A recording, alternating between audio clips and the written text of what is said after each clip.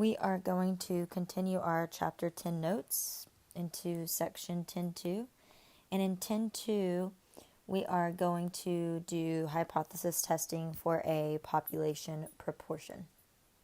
So we're going to explain the logic of hypothesis testing, which we talked about a little bit setting up wise in 10.1. Learn about how to test the hypothesis about a population proportion, and test a hypothesis about a population proportion using the binomial probability distribution. Our motivating example will be a researcher obtains a random sample of 1,000 people, so that is our N, our sample size, and finds that 534 are in favor of banning cell phones while driving. So that means that if I were to do part over whole, 534 out of 1,000 would represent my p hat, my sample proportion. Does this suggest that more than 50% of people favor the policy? Or is it possible that the true proportion of registered voters who favor the policy is some proportion less than 0.5 or 50%? And we just happen to survey a majority in favor of the policy. So basically, we're asking, would it be unusual to obtain a sample proportion of 0.534, which is what that is divided by 1,000, or higher from a population whose proportion is 0.5? What is convincing or statistically significant evidence? So we're basically asking, was our sample legit, or did we just get lucky? Did we happen to ask people who are in favor of banning cell phone usage, or do we actually have something statistically significant here? And that's what we're going to dive in a little deeper and see if we can get legit evidence. So what does it first mean to be statistical, to have statistical significance? When observed results are unlikely under the assumption that the null hypothesis is true, we say the result is statistically significant. So when we are statistically significant, we reject the null hypothesis. So we basically find enough evidence that it's guilty, that it's in favor of what we want it to be. So when we conduct hypothesis tests, we are looking to find enough evidence to back it up, aka to be statistically significant, because the goal essentially is to reject the null hypothesis, which we'll look at a little bit more. So once we have established the hypothesis, meaning we do our little null alternative, whatever it may be, which we talked about in 10.1, we need a criteria to base our decision on. So this variable is called the test statistic. So we want to, before we have any evidence, we're just going to assume that the null hypothesis is true. So assume the statistic or the parameter that they're giving you is true.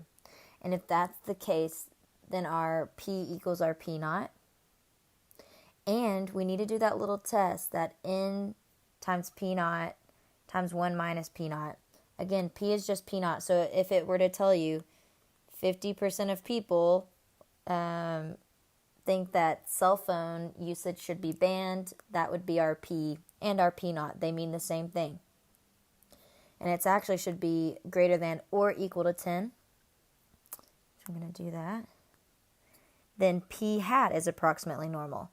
Remember, approximately normal just means that we're basically good to go. We can use z-score. That means that the bell curve is symmetrical. Our test statistic in this case is, we're going to be using this formula. It's basically our z-score. Our p hat minus p naught. So this would be basically like x minus mu. But it's for proportion now. So it's p hat, the stat, minus p naught, the parameter, divided by the square root of p naught times 1 minus p naught divided by n. So there's something called a classical approach, and we're going to talk about the logic of that. We may consider the sample evidence to be statistically significant or sufficient if the sample proportion is too many standard deviations, for example, 2, above the assumed proportion. So the reasoning behind that is, let's say my proportion's in the middle because it's normally distributed, so it's set in the middle, and then 2 standard deviations, 1, 2, 1, 2. We can assume that it's sufficient within 2 standard deviations because this is the 95% rule by our empirical rule. So basically, we're giving the people who came up with the statistic a little leeway. But if we can find evidence that it's actually out here, then maybe we can say that their statistic is, or parameter is, incorrect. Okay, so let's go back to that motivating example that we talked about at the beginning of this video. It was the cell phone usage while driving, the proportion of people who thought you shouldn't do it. And we got our statistic. And the statistic that we're comparing it to is, do we think it's more than 50%? So if I were to do a null and alternative hypothesis, it is a proportion, so it's going to be P. The first one is always equal to, so 50%, because that's the stat it gave us, and we think it's more than 50%. So we're going to look at this, and basically we think P hat is somewhere bigger than 0.5. So this is kind of a visual representation, but we'll do a little bit more with this in a second. So recall that our simple random sample yielded a sample proportion of 0.534, and then the proportion they gave us was 0.5. So I need to find my z, and to find my z is p hat minus the mean of p hat, which was that 0.5 it gave us. That's basically the parameter, divided by the standard deviation. That standard deviation was that p times 1 minus p divided by n. So I'm going to plug in my p hat, which is 0.534, and I'm going to subtract it from the population that it gave me, so 0.5. And then I'm going to use that 0.5 for the remaining 2 p's, because that is the parameter that it gave me. Then I'm going to do the square root, 0.5 times 1 minus 0.5 divided by 1,000. We got 1,000 because that's our sample size, our n, because we asked 1,000 people. And once I simplify that, I should get 2.15 as my z-score, which means that the standard deviation above the hypothesized proportion of 0.5. So remember what I said earlier. We want to keep it within 2 standard deviations of the mean. So actually, let me redo that. Here's my P, 1, 2, 1, 2. So this is basically within 2 standard deviations. This lied within 2.15 standard deviations. If I find something that lies outside of this, I basically found enough evidence to say your 0.5 that you gave me wasn't very legit. So I found evidence against you. Because I found evidence against you, we can reject the null. So let's think about this a little differently, just another example of why it makes sense. So why does it make sense to reject the null hypothesis if the sample proportion is more than 2 standard deviations away from the hypothesized proportion? Well, if it's that far away, the area under the standard normal curve to the right of 2 is 0.0228, which basically means that there is a 2.28% chance that I would have gotten that if their information was actually true, which isn't very likely, which would mean that they may have been wrong. So we found enough evidence because it was so unlikely that we would get this if they were correct. Because of that reasoning, we could say, well, maybe you're wrong. Maybe it isn't actually what you're saying it is. Maybe it isn't that 0.5. Maybe it's something bigger than that. So that's what we now refer to as the rejection and non-rejection regions. And every time I do this, I draw a visual. I think that helps a lot. So the rejection region is the set of values for which the null would be rejected. And the non-rejection region is the set of values for which the null would not be rejected. We are going to do that through the use of critical values, and they are the values that separate the rejection region and the non-rejection region. So there's got to be some decision making going on here. You basically either reject or don't reject. So if the sample proportion is too many standard deviations from the proportion stated in the null hypothesis, we reject the null hypothesis. This is all logistical right now. We're going to do some examples, but I'm going to show you some visuals of what that may look like. So two-tailed test. Remember, two-tailed test is when we have a null and an alternative, and we would have, I don't know, I'll just do 0.5, and then an example of a two-tailed test is when it says not equal to. So it could be either less than or greater than. Remember that we're looking for evidence in favor of the alternative hypothesis, so HA, and we want to, is that we'll reject the null hypothesis for values far away from 0.5. So we're using P as 0.5. And we look two standard deviations. So here's my beginning, 1, 2, 1, 2. So anything that falls outside of those two standard deviations are considered my rejection zone. So if I get anything that falls in these regions, I can reject the null hypothesis. If I get anything between two standard deviations, then I don't have enough evidence to reject the null hypothesis. So what I've been talking about mainly up to this point is within two standard deviations. That's kind of just the most basic thing that you can do as far as rejection and non-rejection zones. But from here on out, we're going to be talking about critical values. And for critical values, anytime you do a left-tailed test, you just make your critical value negative.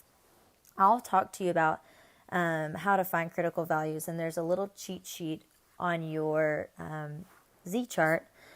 But anytime you do a critical value for a left-tailed test, it's going to be negative because remember, anything to the left of 0 represents a negative Z-score. Once you find that left-tailed test, well, actually, let's talk about what a left-tailed test is for a null and alternative. Anytime you do a left-tailed test, let's just say it's proportion, the null, or HO, is always going to be equal to, I'll just say it's 0.5, and the alternative is always going to be less than if it's a left-tailed. So less than and left-tailed both start with L. So less than sign, you're trying to prove that it's less than what it's actually giving you. So once you get that critical value, all this to the left represents the rejection zone. And then anything in the Y represents that you do not have enough evidence to represent. Not enough evidence.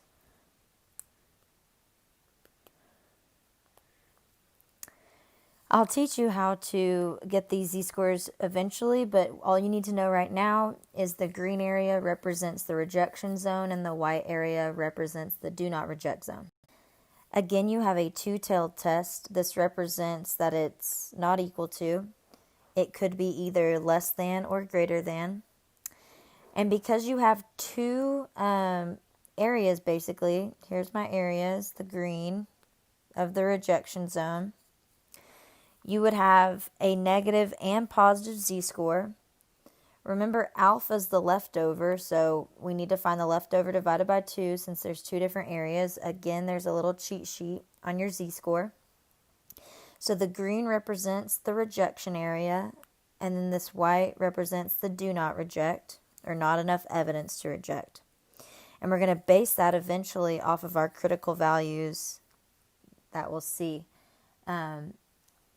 But these critical values will always basically be the same z-score, except one will be positive and one will be negative. The last test that you could have is a right-tailed test. This represents a greater than hypothesis test. An example of what that could look like, and I'm going to use just 0.5 again, is if I'm trying to prove that it's greater than that number that they're giving us. So right-tailed test represents greater than. So we're always going to shade to the right. Once I get that critical value, wherever it may lie. And anything that lies in this green area would represent a rejection zone. And anything that lies in this white area would represent a do not reject zone. All the right-tailed tests will have a positive z-score. Okay, so these are some steps that we're going to use when we are trying to find a hypothesis test using the critical value approach. There are 2 different approaches, and I usually just use critical value. The different approaches will give you the same answer, so it doesn't necessarily matter. So we're going to suppose that a simple random sample of size n is taken from a population. And we're also going to, if it doesn't say that it's normally distributed, we're going to do that n times p times 1 minus p, and it needs to be greater than or equal to 10. So here's the steps. You are going to, and this is all for proportion. There's different steps for mean. So the first thing you're going to do is you're going to state the null and alternative hypothesis. That's what we learned in 10.1. The null alternative proportions equal to whatever that number is. And then for the alternative, you're either going to say it's less than, greater than, or not equal to that number. The next thing you're going to do is determine alpha and draw a picture. You don't necessarily have to draw a picture, but I promise it's going to make your life a lot easier if you do. So an example of what 2 would look like is it's either going to be less than, greater than, or not equal to. And you're going to shade that area based on whatever your alpha looks like. The next thing that you're going to do is determine the critical values by using the z-table. Once again, I'll explain how to do that in just a second. And then mark the critical values on your picture. Calculate the test statistic by this formula and mark it on the picture. This z is how we're going to figure out if we lie in the green area or if we lie in the white area. And if we lie in the green area or the shaded area, we reject the null. Otherwise, if it lies in the white area, we do not reject the null. And then we write a formal conclusion. So we're going to do our first example for a hypothesis test. And we're going to use a critical value. So in 1997, 46% of Americans said they did not trust the media when it comes to reporting the news fully, accurately, and fairly. So that 46% is that P that it's giving us, the population proportion. So P equals 0.46. In a 2007 poll of 1,010 adults nationwide, 525 stated they did not trust the media. That is a sample. That's not all the adults in the world. So that's going to be my P hat. So my P hat is 525 divided by 1,010, That's going to give me 0.5198. At alpha equals 0.05, that's important, level of significance, is there evidence to support the claim that the percentage of Americans that do not trust the media to report fully and accurately has increased since 1997?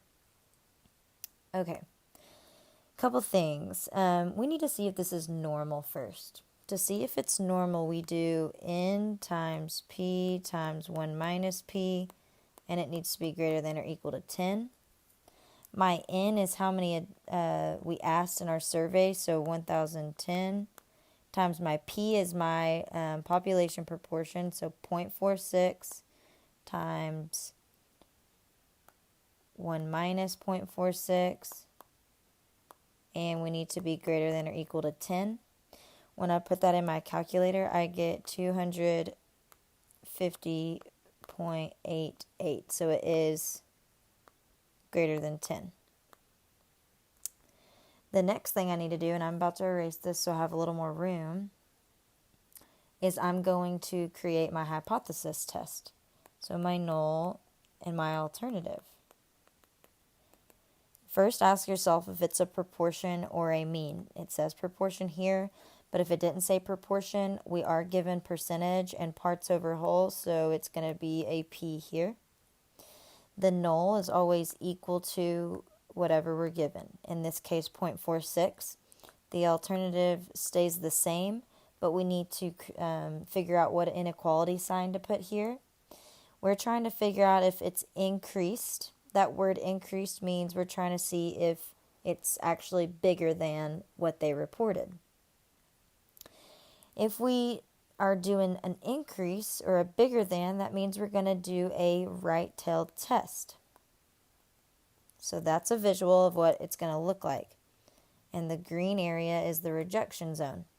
But we need to figure out this critical value.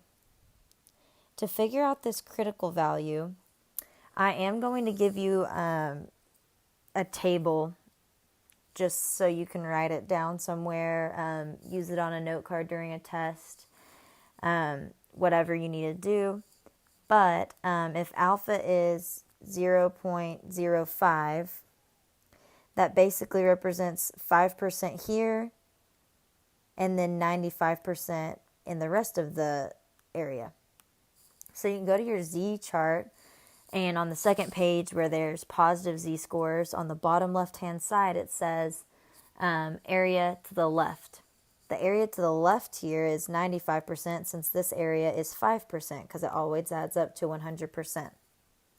The z-score that goes with that is 1.645, and that is the critical value that we're going to use. You could have also been looking at the negative z-scores, the first page, and you would have seen this number, but with negative 1.645, you could have used that too, and then whenever you remember that it's a right-tailed test, you just would have to change that z-score to positive. Again, I'm going to give you a little chart with all these on it so you don't necessarily have to worry about how to find them. So once you find that, now you actually need to find your z, and you need to figure out if your z lies to the left or right, to the left or right of that critical value, and depending where it lands depends on if we reject, which is the green, or fail to reject, which is the white. So I'm going to go ahead and do that, and that takes some calculations. This formula is given to you, and it's the one I showed you earlier, but it's z equals p hat minus p naught divided by p naught times 1 minus p naught over n. My p hat was that 525 divided by 1,010 that I said earlier, which was that 0.5198. Minus P naught is at 46% or 0.46. Divided by 0.46 times 1 minus 0.46. So I'm just plugging in 0.46 every time I see P naught. And then N is how many people we asked in our sample. So that 1,010. I'm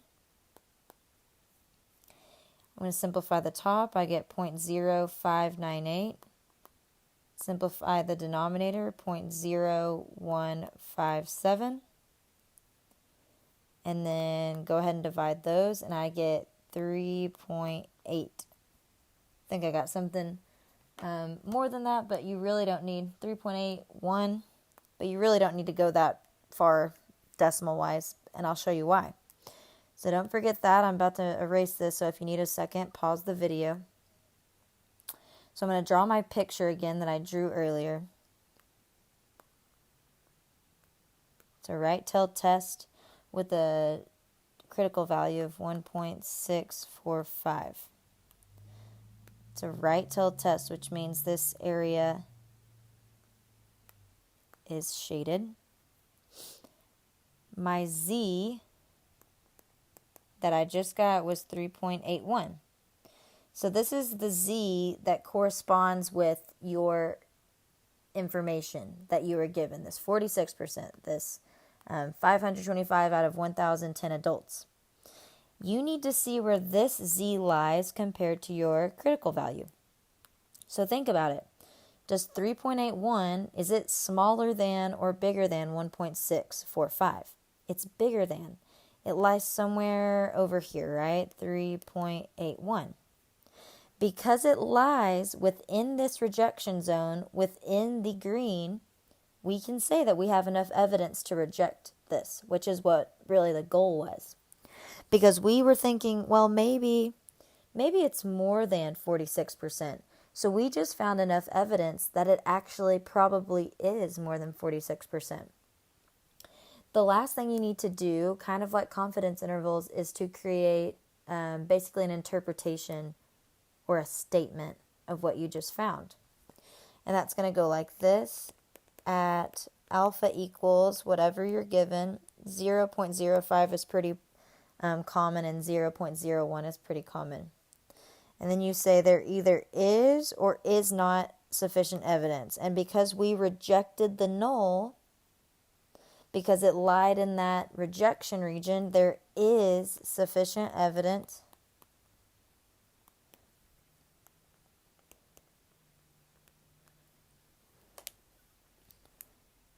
and then whatever we're talking about, to that the percentage of Americans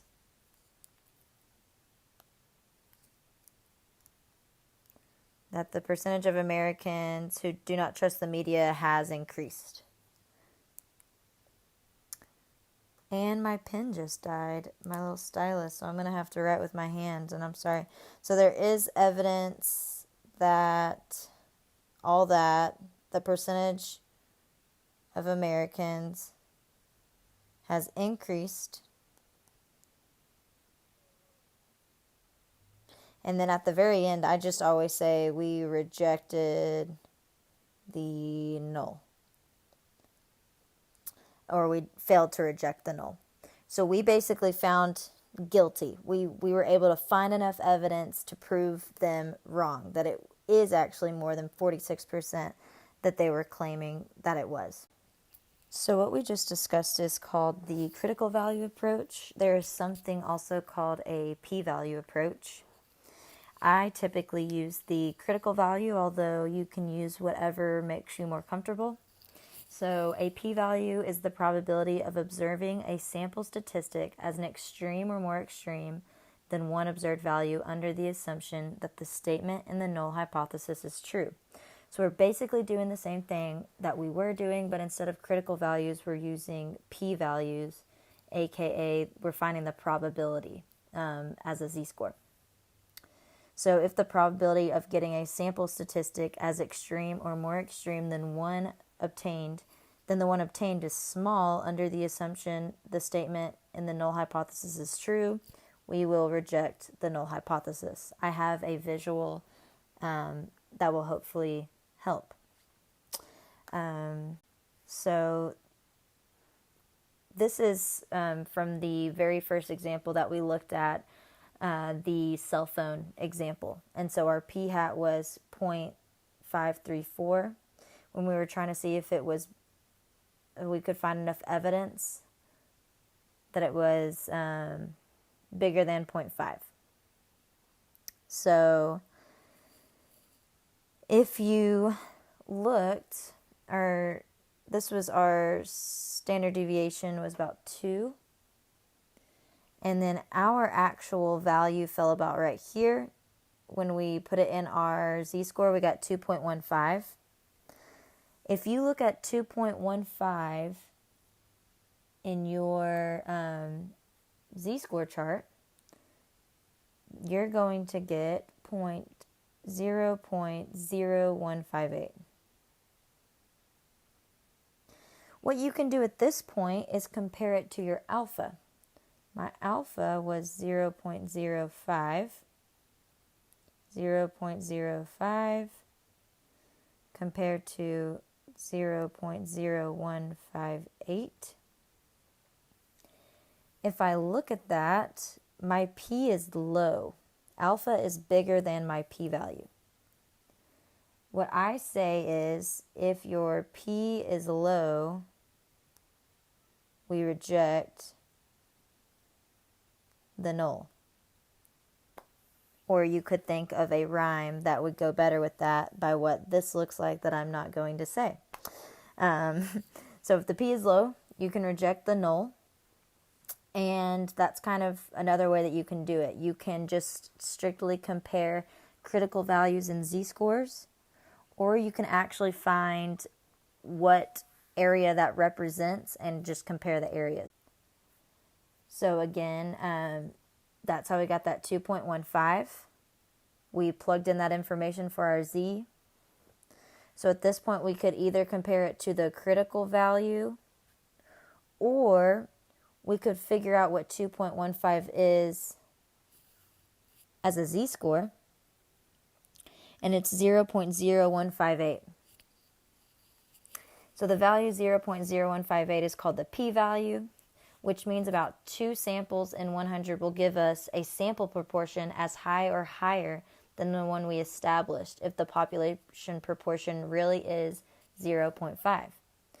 Because those results are so unusual, we can say that we can reject the null, because we're saying there's not a very likely chance that that number that they're saying is true, because it's of how unlikely it would have been for us to get what we got.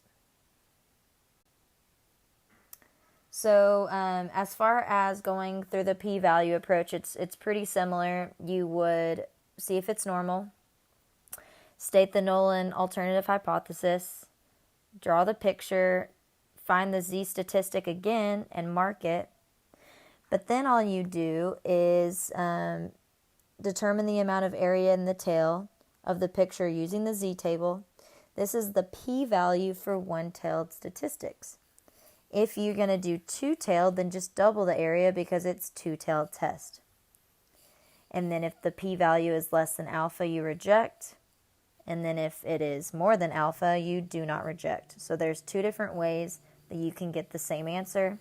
Once you figure out if you reject or do not reject, you just need to state your interpretation of whatever it is that you're talking about.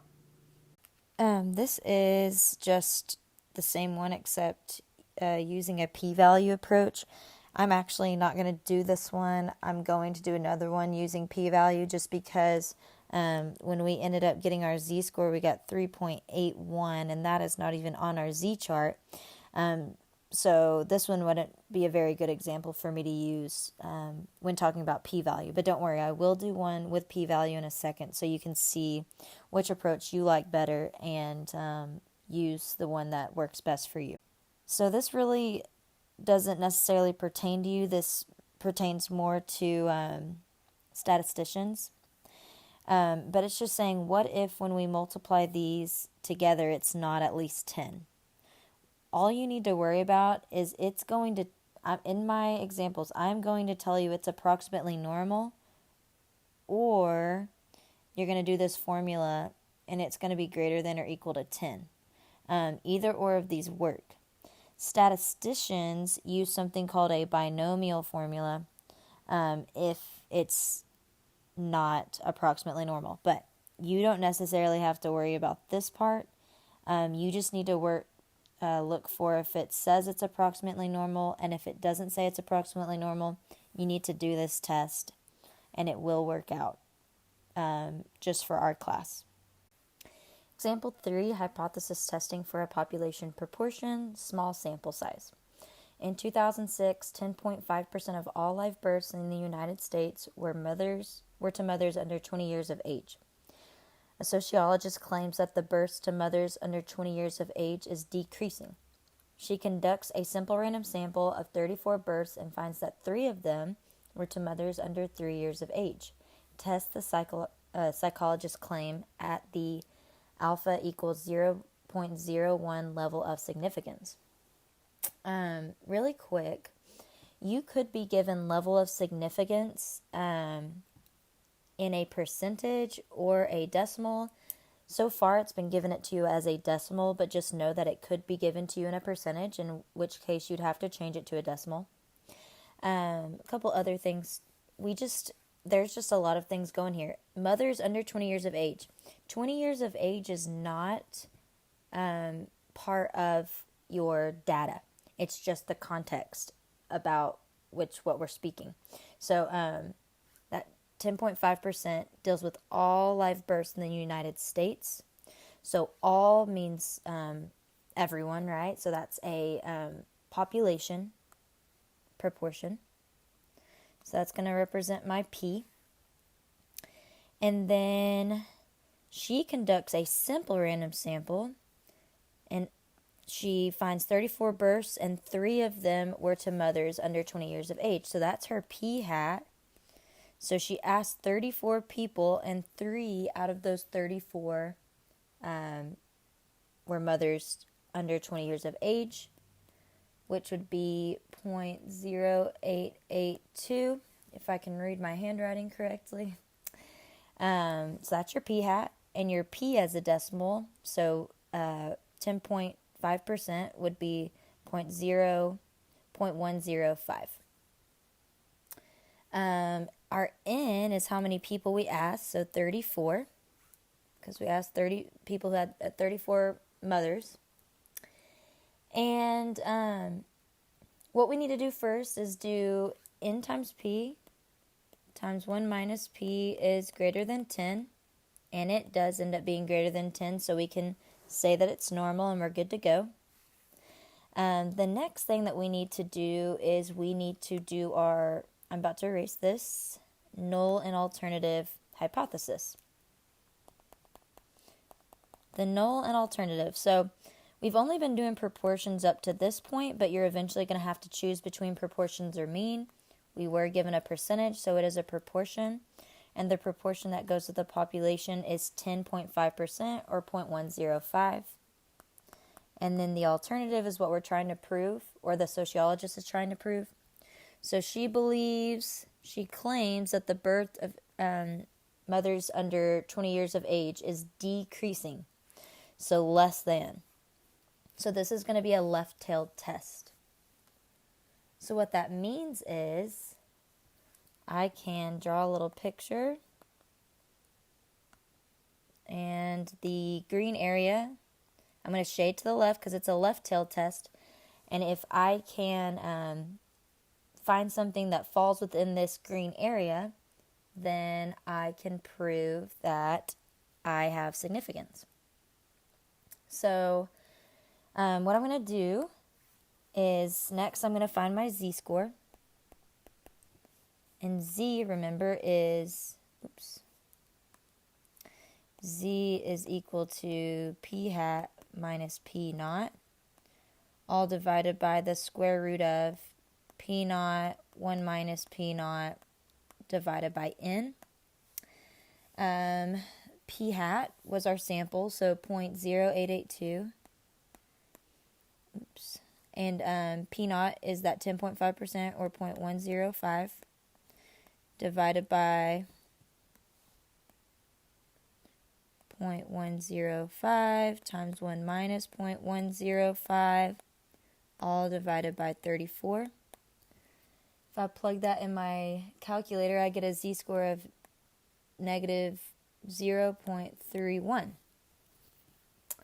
If I look up that p-value, and I want to do the p-value approach, so I'm going to look this up in my z-score, and I'm finding the area to the left because it is less than. We're seeing if it's decreased. The p-value that goes with that is 0.3783. So if you want to do the p-value approach, we are now just going to compare this value to alpha. Some of you may think this is easier because you don't have to think about what your critical value is. All you have to do is just get the p-value and compare it to alpha. So I'm going to erase this. So compare alpha to p-value. Alpha is 0.01. For our p-value, we got 0.3783. 0.3 is larger than 0.01. If our p is smaller than alpha, we have sufficient evidence, like our previous example. If it is larger, then we do not have sufficient evidence. So in this case, we would fail to reject. This is our first fail to reject. It basically means that we don't have enough evidence to say that this 10.5% is different. It could very well be around that 10.5%. We didn't find enough evidence to say that it is decreasing. So a way you could write that is there is not, well, hang on. You always say at alpha equals, and in this case 0.1%, we do not have sufficient, I'll start writing over here, evidence to claim the, whatever we're talking about, births to mothers under 20 years of age is decreasing. I'm just going to say claim births is decreasing because I don't have enough room. So by saying we do not have sufficient evidence, we are basically saying we fail to reject. That is the proper way to say that you fail to reject, basically. Example 4. Labor Day was created by the U.S. labor movement over 100 years ago. It was subsequently adopted by most states as an official holiday. In 1936, 72% of Americans approved of Labor Day unions. In a recent poll, 125 randomly selected adults were asked whether they approve of labor unions. 68% said yes. At the 5% level of significance, so that's alpha, do the data provide sufficient evidence to conclude that the percentage of Americans who approve of labor unions has now decreased? So, couple things here. In our other examples, it's given us an in and it's given us a part. So maybe it would have said 60. I'm going to back up. Maybe it would have said 50 out of these 125 randomly selected adults approved of labor unions. But now it's just jumping and it's going to go ahead and give you the percentage. So it's already giving you p hat. You don't even have to find it. So p hat is 0.68. P hat is the one that goes with the sample. And then P is the one that goes with the population. So that's 72%. And then N is 125. How many people we asked? Alpha is 5% or 0.05. It gives it to us in a percentage this time. Then we want to see if it's normal. So N times P times 1 minus P, because it doesn't say anywhere that it is greater than 10.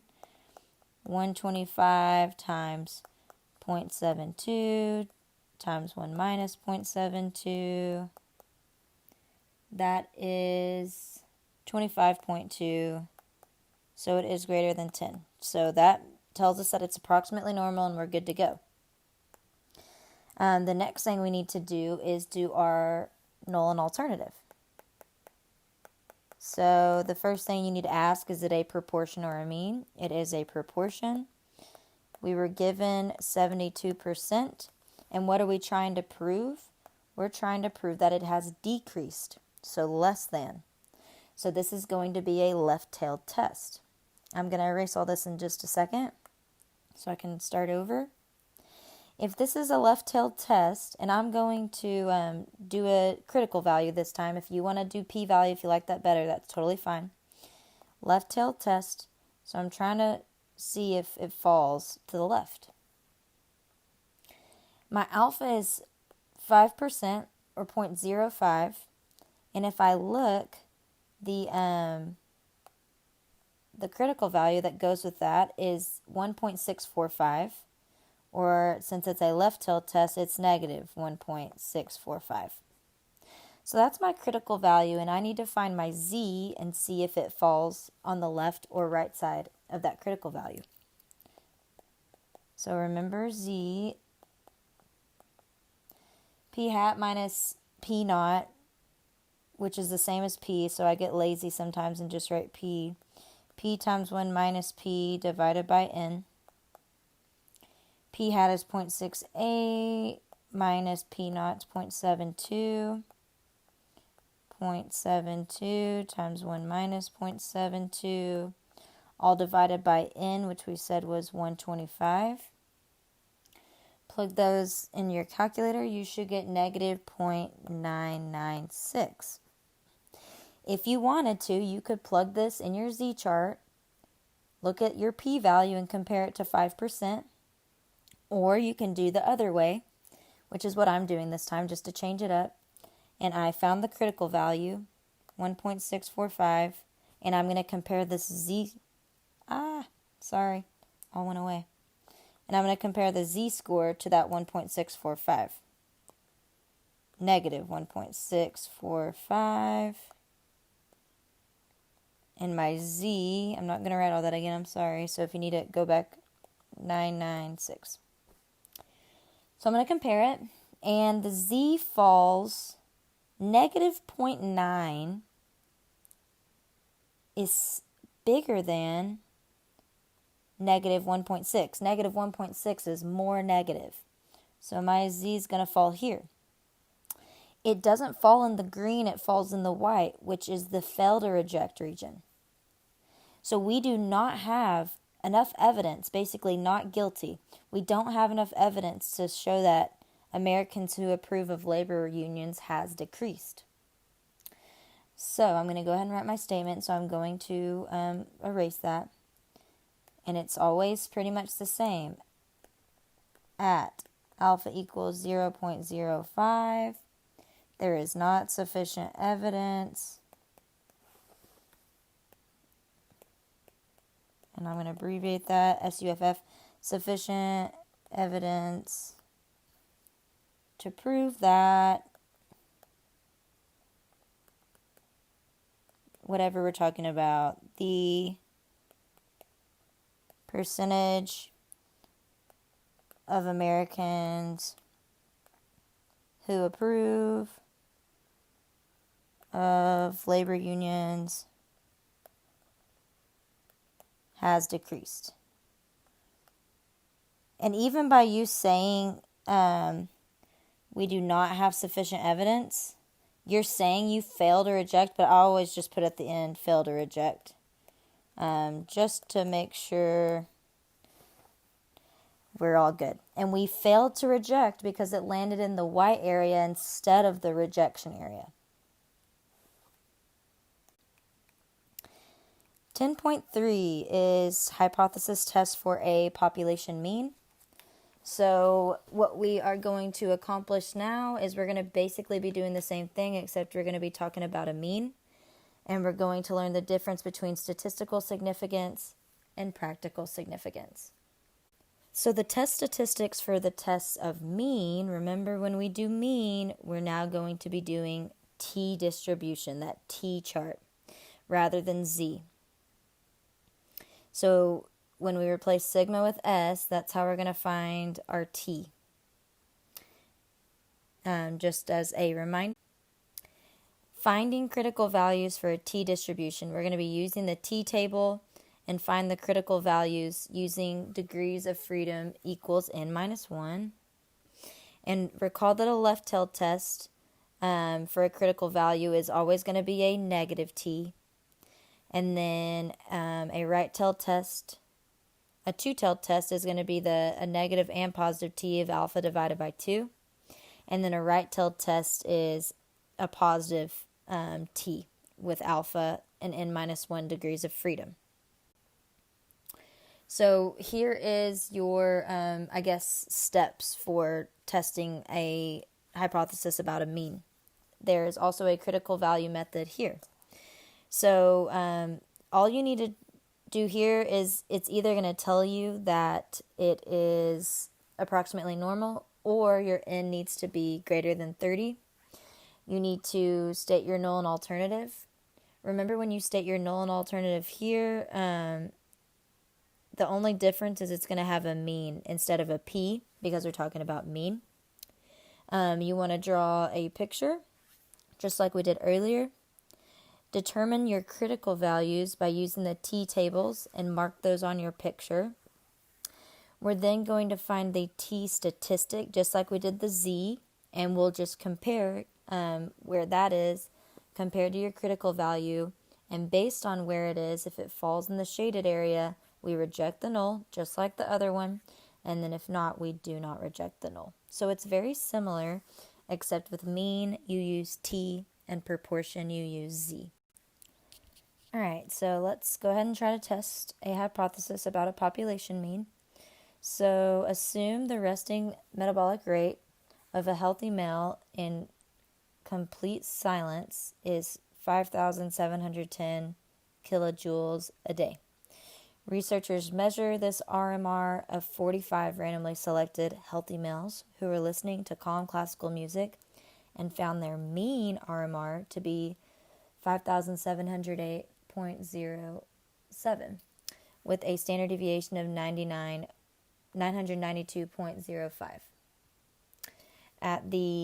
At alpha equals 0.01 level of significance, is there evidence to conclude that the mean RMR of males listening to calm classical music is different than that 5,710 kilojoules a day? So, first, let's see if this is normal. We know that it's normal if our n is greater than or equal to 30. How many people did we ask? We asked 45 randomly selected males. 45 is greater than 30, so we're good to go. Then let's set up our null and alternative. Ask yourself if it's a mean or a proportion. It said the word mean, so it is a mean. If it says mean or average, it's a mean, and you're going to use mu. Let's see. This is what we got from the sample, so this is my X bar. We want to see what the overall population mean is, and it's that 5,710. So it equals that. And it said at the end, is there enough evidence to conclude that the mean RMR of males listening to classical music is different? Different means it could be less than or greater than, so that's when we use the not equal to 5,710. Okay, so I'm going to go ahead and erase this. If it's not equal to, it's going to be a two-tailed test.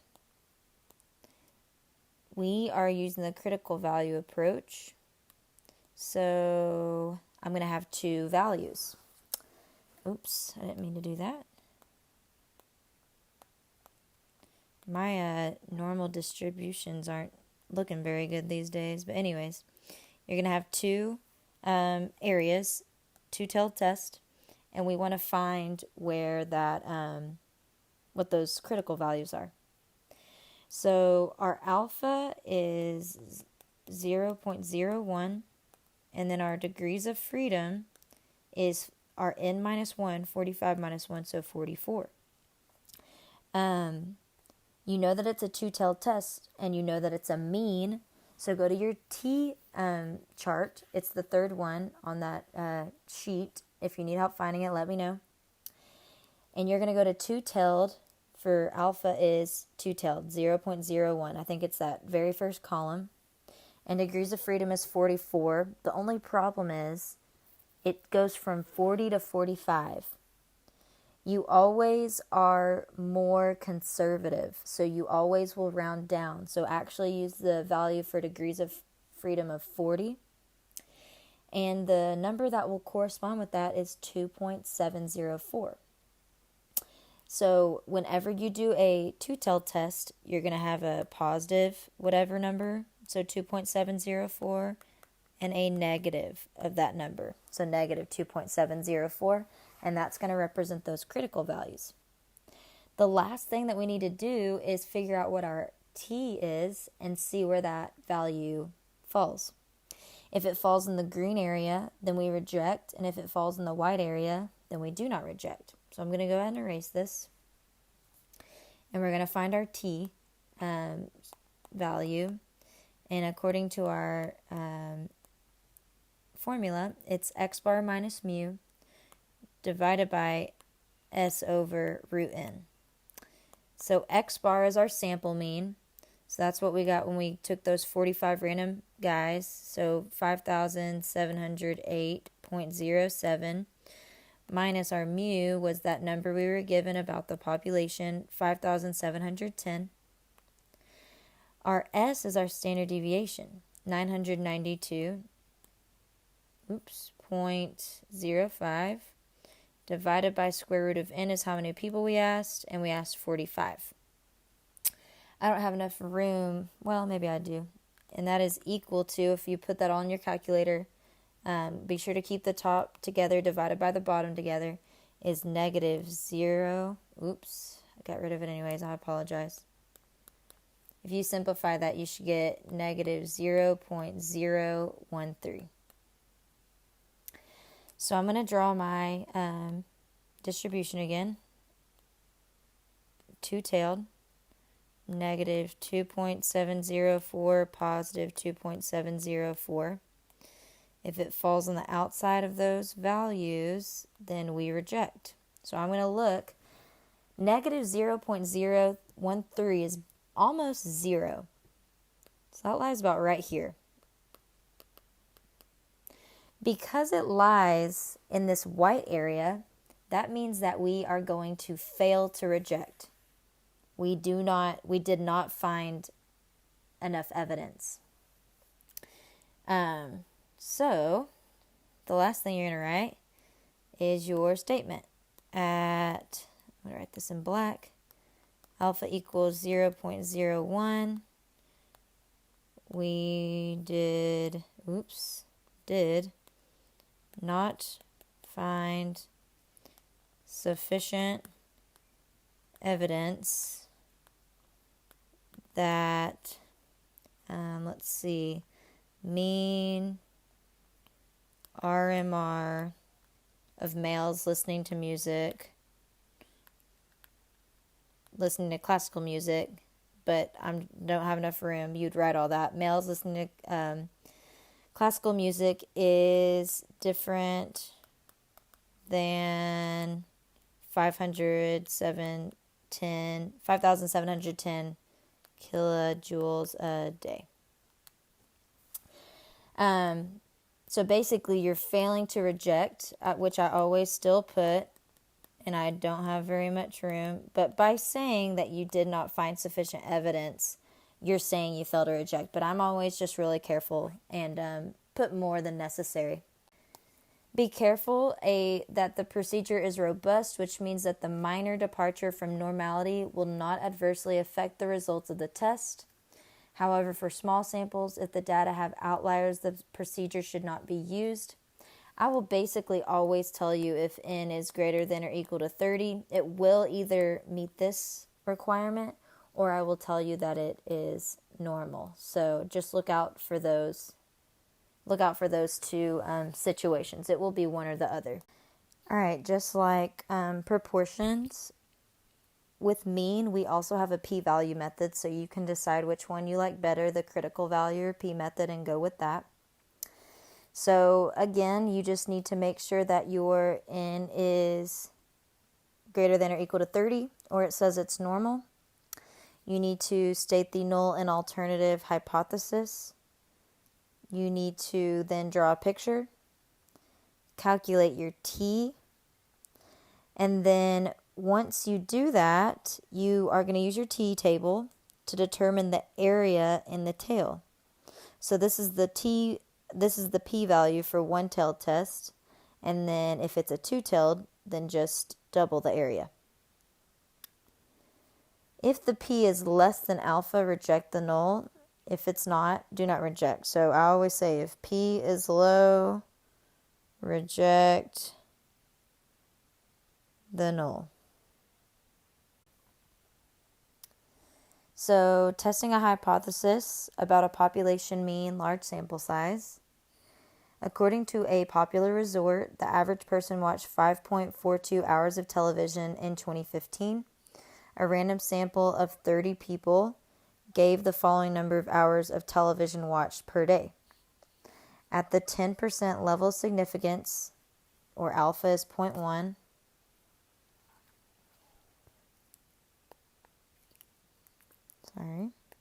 there we go. Do the data provide sufficient evidence to conclude that the mean amount of television watched per day last year is different than 2005? So 2005, it gave us this as our mu. 30 people, that's our n. Then it says that x bar is 4.523 and s is 2.313. Based on this data, it went ahead and calculated all of this for you.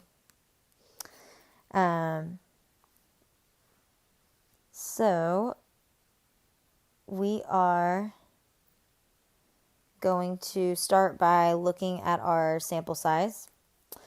Our sample size is 30, so that means that 30 is at least greater than or equal to 30, so we're good to go, it's normal. Then we're going to create our null and alternative. So our null and alternative, ask yourself if it's a mean or a proportion. It uses the word average, so it is a mean. Equal to, the mean amount watched was 5.42. Oops. And then 5.42 here, but we need to figure out what inequality. So what we're trying to figure out is if it has differed from that in 2005, not meaning, not specifically saying less than or greater than, but just saying different, so not equal to. Our alpha is 10%, so as a decimal, alpha would be 0.1. Then we're going to look up our critical value in our t-chart, and your degrees of freedom is 29. And so if you look up that, this is a two-tailed test at 0.1, and the number that goes with that is 1.699. Oh, I actually did I did a critical value with this one, actually. I apologize. Okay, so I looked it up again. I got 1.699. I'm going to draw my distribution. So negative 1.699, positive 1.699. If it falls outside that, we reject. If it falls in the non-shaded area, that white area, then we fail to reject. So the last thing we need to do is find our t-value. To find our t-value, we are just going to plug it in that formula, x bar minus mu divided by s over root n.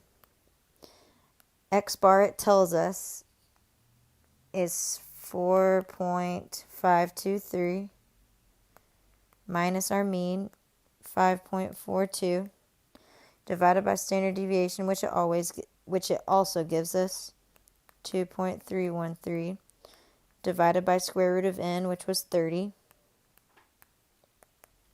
And for my t value, I get negative 2.12. So I'm going to erase this, draw my picture again.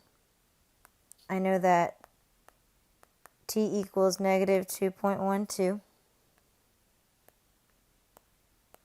My critical values were negative, sorry about that.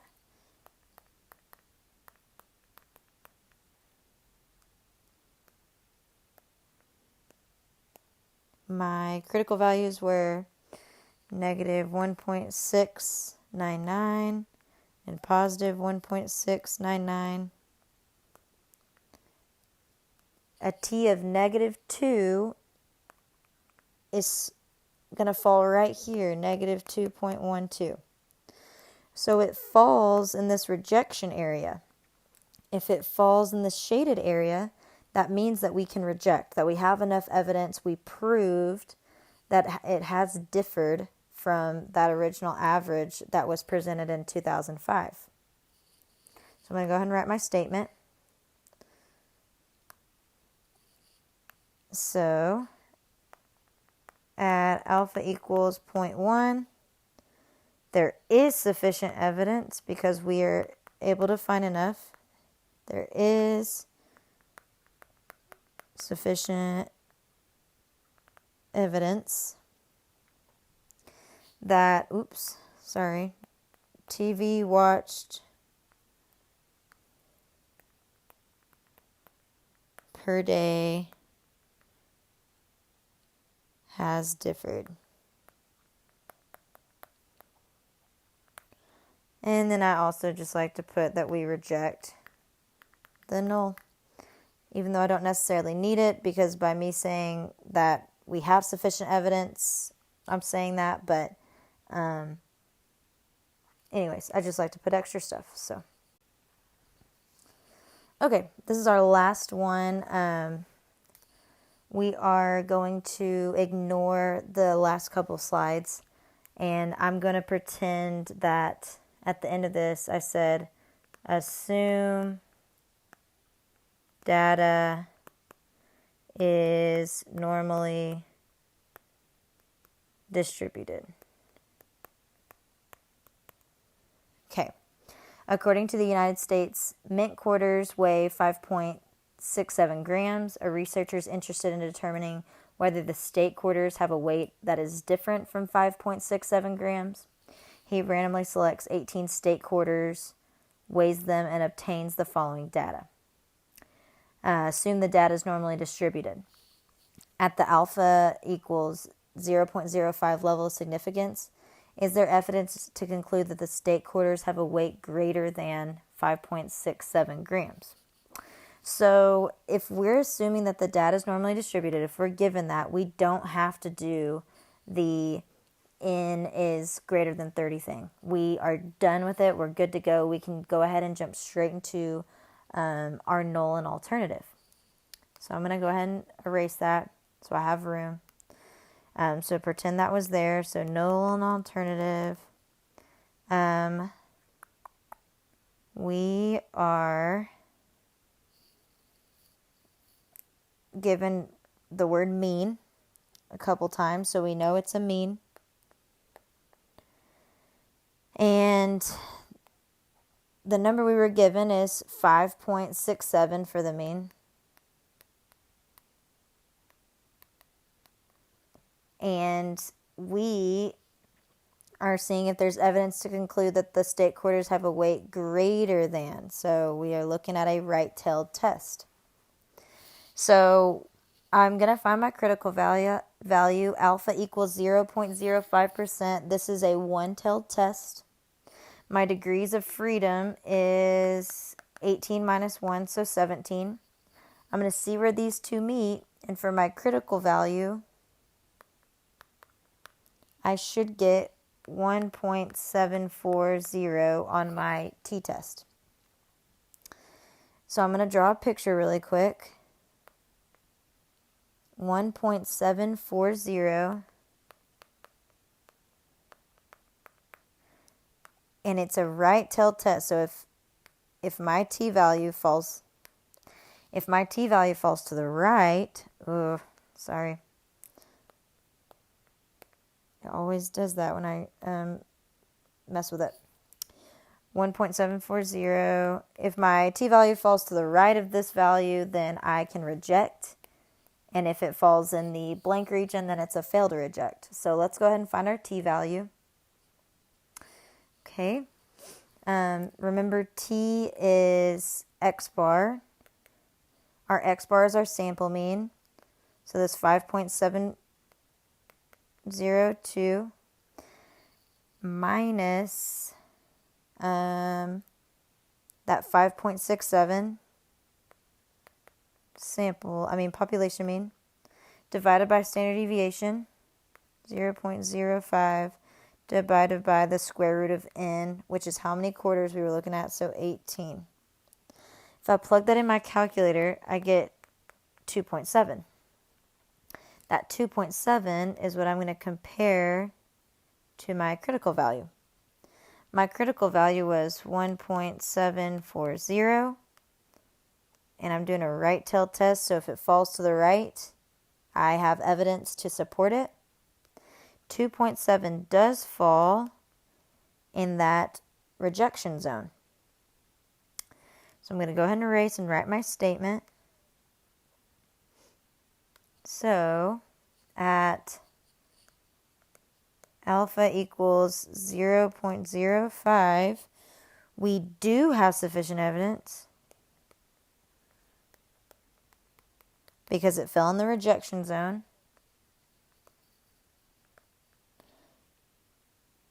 to conclude that the